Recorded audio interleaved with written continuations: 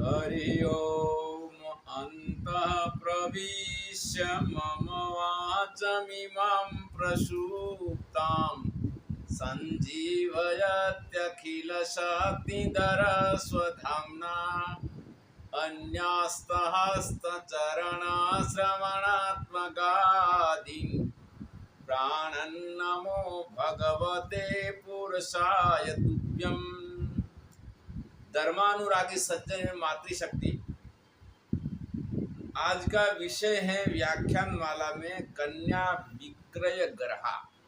ग्रहा करते हैं निंदा को। कन्या विक्रय मतलब अपनी बेटी को बेचना, इसकी निंदा है। प्रथम कन्या का दान करने वाला का आगे महिमा आएगी, और कन्या विक्रय की निंदा यहाँ श्लोक नंबर 145 और सीरियल नंबर जिसका है 696 से लेके 723 696 से लेके 723 27 श्लोक के अंदर बेटी का पैसा लेने का बहुत बड़ा पाप बताया है। अब ये श्लोक मैंने नहीं बनाए हैं, हमारे धर्मशास्त्र में पहले से हैं, और इसके अंदर देवी भागवत, 12 पुराण, भविष्य पुराण, विष्णु धृत स्मृति, महाभारत, अग्नि पुराण के साथ साथ में पद्म पुराण साथ साथ जैमिनी अश्वमेध, आपंतव स्मृति, ब्रह्म वैवर्त पुराण और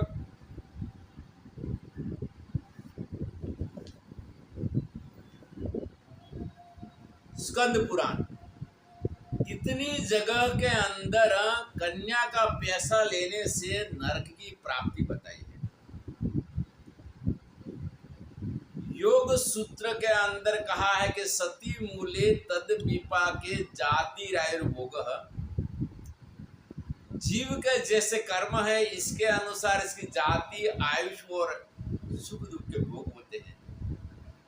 और गीता का दूसरा अध्याय में भगवान ने कहा है कि जातस्य हि ध्रुवम ध्रुवम जन्म मृतस्य च, जो जन्मता है इसकी मृत्यु निश्चित है, परंतु जो मरता है इसका जन्म भी निश्चित है। मरने वाले का जन्म निश्चित इसीलिए है कि शरीर मरता है लेकिन जीव नहीं मरता, और मरने के बाद अपने कर्म के अनुसार इसकी गति होती है। ऊर्ध्वम गच्छन्ति सत्वस्था, सात्विक कर्म वाले सरकारी लोग को जाते, मध्य तिष्ठति राजसः, मध्यम कर्म वाले मानव, और अध्वस तिष्ठति तामसा, जो लोग पाप कर्म वाले हैं उनकी अधोगति होती है। स्वर्ग के अंदर बहुत सुख है, बस नरक के अंदर बहुत दुख है। नरक की सजा इतनी कठिन है और वहां किसी प्रकार से कोई इसका बचाव नहीं कर सकता। यहाँ हमारे लोकशाही के राज्य के अंदर, विश्व के अंदर कई जगह में है, वकीलों के द्वारा कई अपराधियों को कई राहत मिलती है। कई बार अपराधी निर्दोष छूट जाते हैं। सेशन जज को मालूम होता है कि अपराधी है, अपराध किया है, फिर भी सजा नहीं हो सकती, लेकिन ईश्वर के दरबार में ऐसा नहीं है। ईश्वर के दरबार के अंदर जो भी व्यक्ति पाप करता है, ईश्वर हर जगह में मौजूद है और इसका पाप के अनुसार यमलोक के अंदर, नरक के अंदर यम राजा उसको दंड देते हैं। इन 27 श्लोक मैंने बनाया नहीं है। और दूसरी बात है कि इस श्लोकों का व्याख्यान करने के लिए मुझे बहुत शर्म आती है। प्यारे स्वजन, बेटी का पैसा लेने से पहले एक बार ये श्लोकों को आप पढ़ लीजिए। व्याख्यान माला का हम वीडियो बनाया है, अब हम इसकी पीडीएफ भी हम YouTube के अंदर भेजेंगे। जो व्यक्ति घर बैठे अगर इसको देखना चाहे तो वो भी देख सकता है। तो ये करके बेटी का पैसा लेने की कोशिश न रहे। और दूसरी बात है कि बेटी का पैसा नहीं लेना है और बेटी की शादी करना है तो बिना खर्चे भी बेटी की शादी होगी, जिसका मैंने अपना एक छोटा सा लेख लिखा है कि बेटी का पैसे से बचना कैसे। बेटी का पैसे से बचना कैसे, और ये करके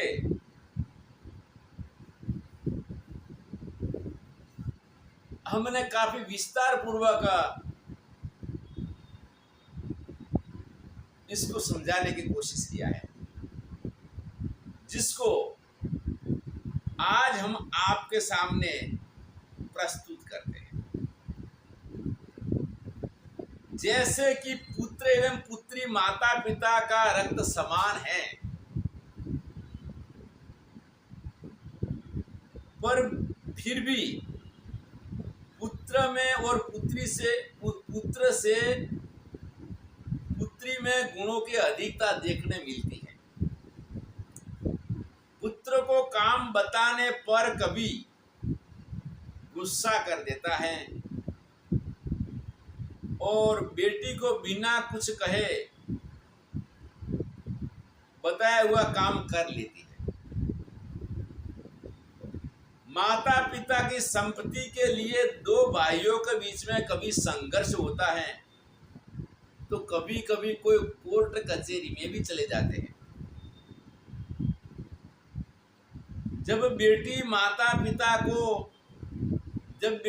पिता जो भी देते हैं वह लेकर अपने ससुराल जाती है, माता पिता के संपत्ति की हकदार होने पर भी कुछ नहीं मांगती। और संस्कृत के अंदर वर शब्द का अर्थ है श्रेष्ठ। जो गुणों में श्रेष्ठ हो इसको वर कहा जाता है। छोटी उम्र में बेटी का रिश्ता करने से सभी बेटियों को योग्य वर की प्राप्ति नहीं होती है और छोटी उम्र में बेटा बेटी का रिश्ता करने पर अगर उनको योग्य रूप जोड़ा नहीं मिला तो माता पिता इसके जिम्मेवार हैं। उन्होंने अपने बच्चों की स्वतंत्रता का हनन किया है, उनके ऊपर जुल्म किया है। ये योग्य नहीं है। और फिर भी छोटी उम्र में रिश्ता किया होने के बाद भी बहुत सारे बेटा बेटी ने प्रामाणिकता के साथ में अपना जीवन को व्यतीत किया है, इसको मान्य रखा है।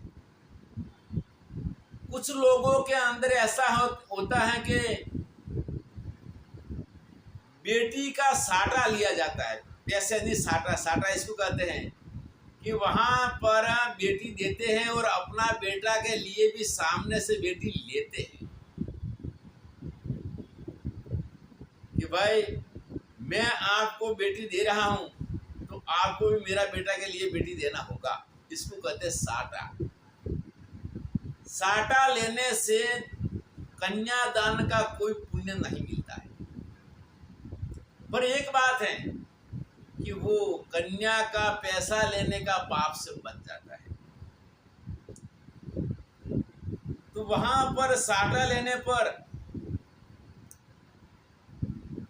पुण्य नहीं मिलता, लेकिन पैसा न लेने से इस पाप से बच जाता है। परंतु पुरातन काल से जो रीति रिवाज चल रहे हैं उसको शीघ्रता से, आसानी से, जल्दी बदला नहीं जाता, परंतु वह भी बड़ी उम्र में रिश्ता लेना चाहिए। अभी जो लोग साटा का रिवाज वाले हैं उनको भी छोटी उम्र में रिश्ता करना ठीक नहीं है, बड़ी उम्र में रिश्ता करना ठीक है, क्योंकि बेटा बेटी को अपना जीवन के लिए उनकी स्वतंत्रता का हनन नहीं करना है। दूसरी बात ये रही कि वर वधु की संपत्ति के बिना उनका रिश्ता करना ठीक नहीं। रिश्ता करते समय दोनों एक दूसरे से बात कर सकते हैं, लेकिन फिल्में देखने के लिए जाना, घूमना फिरना, ये हमारे धर्म शास्त्र में विवाह से पूर्व उचित नहीं माना है। अब बात करते हैं कि बिना खर्चे किए हुए बेटी को कैसे इसका विवाह किया जाए।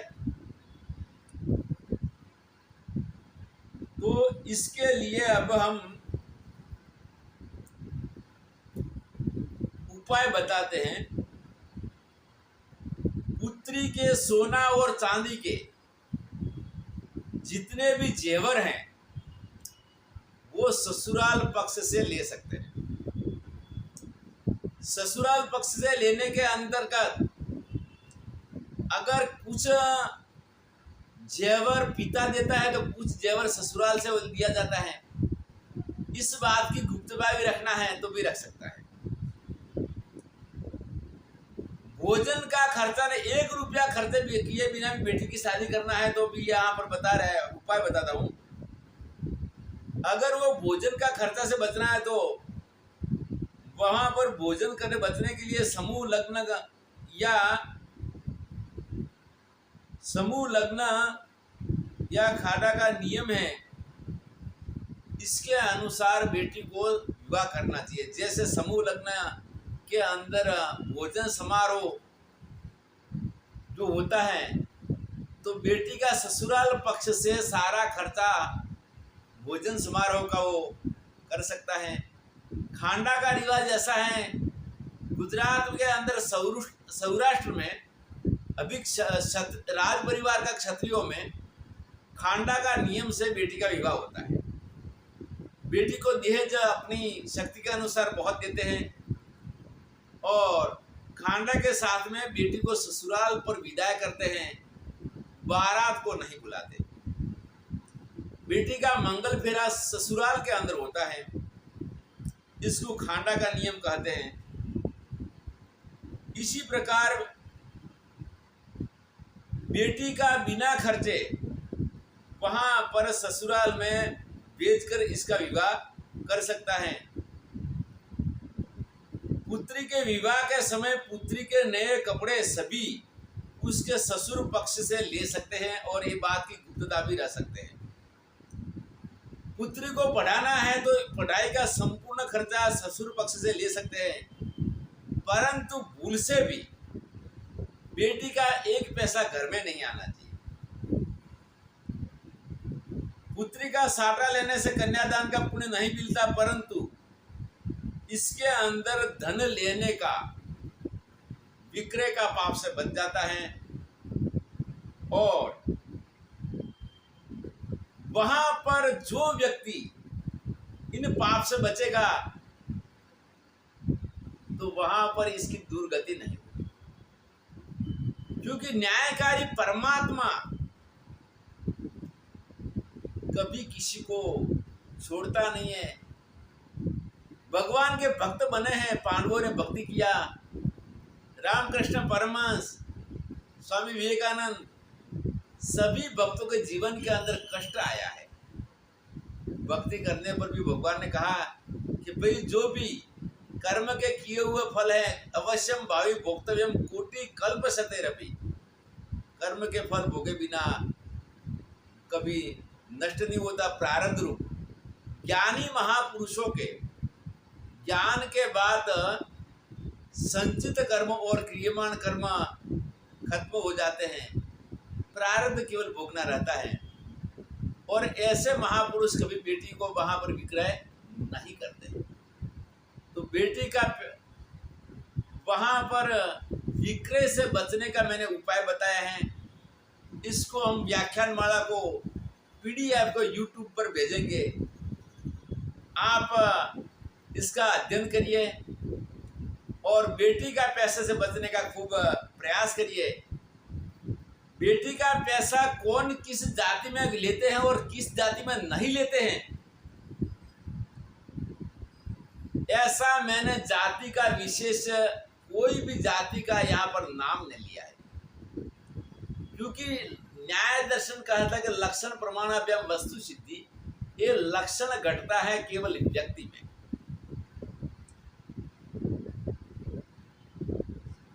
कोई भी जाति के अंदर लाखों लोगों में कोई न कोई एकाध दुर्गुण भी होता है, और इसी प्रकार से एक का दुर्गुण से संपूर्ण जाति को दूषित नहीं कर सकते। कन्या का पैसा से जो लेगा इसकी परलोक में दुर्गति होती है। पर वर्तमान में हम एक दृष्टांत देते हैं, आज से एक घटना होगी 55-60 साल पहले की। एक बार एक व्यक्ति ने एक विदुर को, बेटी अपनी 17-18 साल की होगी और विदुर था करीबन 42-43 साल का। इसी समय के अंदर इसने करीबन 55 या 60 हजार रुपया लेके बेटी की शादी कर लिया। बेटी की शादी कर लिया तो वहां पर उसको समझाने वाले, और वो पैसा खानगी में लिया, जाहिर में नहीं लिया। उसके कोई मित्र थे, उन्होंने बताया कि चलो ये पाप हुआ है, इसका निराकरण भी हम कर देंगे। तो कैसे होगा इसका निराकरण? इसका निराकरण ये है, भगवान श्री राम ने तुलसीकृत रामायण में कहा है कि मोहे संत अधिक कर लेखा। मेरे त्यागी तपस्वी विरक्त संत है, उनको मेरे से अधिक समझना। और इसीलिए हरिद्वार के अंदर, काशी में, वहां पर वृंदावन के अंदर संत अधिक मात्रा में मिलेंगे। इसके लिए भंडारा किया जाए। तो उन्होंने क्या किया कि 10वां इज्जा का हिसाब से 5 या 6 हजार के अंदर भंडारा उन्होंने कर दिया। भंडारा करते समय कोठारी जी ने इतनी स्पष्टता नहीं किया था कि आप कितने प्रमाणिक हैं, आप कहां से पैसे लाए। उन्होंने धर्मात्मा समझकर भंडारा कर दिया। एक विरक्त संत प्रतिदिन निरंतर भगवान के भजन में लीन रहते थे। 24 घंटे में एक बार भोजन करने के लिए आते थे। हरिद्वार की झाड़ी में रहते थे। महाराज साहब भोजन करके गए। भोजन के बाद में थोड़ा विश्राम किया और सो के उठकर उन्होंने जब ध्यान शुरू किया तो ध्यान के अंदर एकदम गंदे गंदे विचार आने लगे। ये महाराज श्री का जीवन का प्रथम अनुभव था। महाराज जी ने सम दम समाधान सारा उपाय करने लगे, इतनी सफलता नहीं मिली। महाराज श्री परेशान हो गए। परेशान होने के बाद में फिर उन्होंने विचार किया कि इसके पीछे कोई कारण होगा। तो कारण के पीछे का अन्य ऐसा मन ऐसा कहा है। दूसरे दिन महाराज जी ने विचार किया कि मैं इस कारण का ज्ञान प्राप्त करूंगा तो दोबारा कभी मुझे फंसने की जरूरत नहीं पड़ेगी। कोठारी जी को मिले कि भाई आपने जो भंडारा किया वो शेठ जी से मैं मिलना चाहता हूं। उन्होंने कहा कि शेठ जी तो नहीं है, पर एक धर्मात्मा गृहस्थ है, महाराज जी ने वहां जाकर उनसे मिले और प्रशंसा शुरू किया। चाणक्य नीति के अंदर महर्षि चाणक्य जी ने बताया है कि प्रिय वाक्य प्रदानेन सर्वे दुष्यन्ति जन्तवः। प्रशंसा से सदगृहस्थ बड़े खुश हो गए कि नहीं, मेरा भंडारा सफल हो गया और मेरा पाप नष्ट हो गया। ऐसा करते भंडारा की बड़ी प्रशंसा किया और बाद में कहा कि मैं श्राप देऊंगा, ये पाप का पैसा है। ये पैसा आपने कहां से लाया? क्योंकि मेरे जीवन में कभी ऐसे गंदे विचार नहीं आए थे और वो विचार रात में आए, आज दिन में भी इसके असर है। मैं किसी को नहीं बताऊंगा, लेकिन सच सच बताओ, अन्यथा आपको बहुत नुकसान हुआ, वो तो पाप हुआ, दूसरा पाप होगा। तब सदगृहस्थ ने अपना सारा वृत्तांत बताया कि भगवान, मैंने पैसे की लालच में आके अपनी बेटी की बिक्री किया है और ये बिक्री से ये पैसे का 10वां हिस्सा का मैंने भंडारा किया। विचार करिए कि एक विरक्त संत, त्यागी तपस्वी संत को एक बार भोजन करने से ये पैसे ने इतनी विकृति पैदा किया। तो जो बेटी के पैसे लेते हैं, खाते हैं, उनकी औलाद कैसी होगी? उनकी, वो लेने वाले की तो बड़ी दुर्गति होगी, लेकिन जो खाने वाले दूसरे हैं, उसके रिश्तेदार भी उसका घर का पानी पिएंगे, खाएंगे वगैरह जो भी करेंगे, उनकी भी हालत क्या होगी? अन्य जो मांसाहारी प्राणी होते हैं, वो मांसाहारी प्राणी भी वहां पर अपने बच्चे को नहीं खाते। जैसे बाघ है, तेंदुआ है, सिंह है, अपने बच्चे को नहीं खाते, दूसरे का मांस खाते हैं। ये तो खुद अपनी बेटी का विक्रय करके जो भोजन करना है, ये पैसे से धंधा करना है, मकान बनाना है, ये तो बहुत बड़ा पाप है। तो प्यारे सज्जन, बेटी का पैसा लेने से पहले मैं हाथ जोड़ के विनती करता हूं कि ऐसे पाप से बचे और परलोक में दंड न भोगे, ये लोक में निंदा होगी। और एक गरीब से गरीब झुंपड़पट्टी में रहने वाला मजदूर भी अपना गुजारा कर देता है, तो वहां पर बेटी का पैसा, जो सुखी संपन्न है, जिसके सुखी संपन्न मतलब बहुत धनाढ्य नहीं, पर आजीविका का सारा साधन है, आजीविका जिसकी चल रही है, इसको बेटी का पैसा लेने की जरूरत नहीं है और बेटी से पैसे से बचने की कोशिश करे। तो हमारी व्याख्यान माला के अंदर, ये लघु व्याख्यान माला में श्लोक नंबर, कन्या विक्रय का श्लोक नंबर 144 से लेकर 171 और सीरियल नंबर 676 से लेकर सीरियल नंबर 723 तक 27 श्लोक के अंदर बहुत बड़ी भयंकर निंदा किया हुआ है, जिसका व्याख्यान करते मुझे शर्म आती है, मैं नहीं कर पाऊंगा। अब आगे के श्लोक 172 से लेके श्लोक नंबर 178, 72 से 78 कन्यादान का पुण्य बताया है, इसकी व्याख्या करूंगा। इसके पहले कन्या विक्रय की निंदा का अध्याय का मैं इतना ही वीडियो पूर्व करके अब कन्यादान का पुण्य का वीडियो हम आगे बता रहे हैं।